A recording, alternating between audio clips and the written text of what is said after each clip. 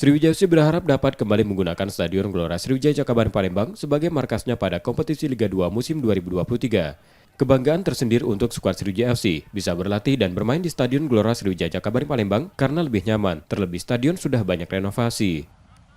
Harapan kita main di Gelora dong, kebanggaan kita kan, stadion kebanggaan kita tentu Gelora, harapan kita ya. Itu ya kebesaran lah ya, kebesaran Sriwijaya FC, terus nama Sumatera Selatan juga terangkat dengan Gelora Sriwijaya itu ya, harapan kita bisa begitu sih, kelas dunia. Jadi setiap ya kebanggaan lah ya, bermain di lapangan yang berkelas Piala Dunia, tentu lawan juga merasa nyaman bermain di tempat kita kan. Sebelumnya, Stadion Gelora Sriwijaya Jakabaring Palembang baru selesai direnovasi untuk persiapan Piala Dunia U20. Nur Muhammad, Kompas TV, Palembang, Sumatera Selatan.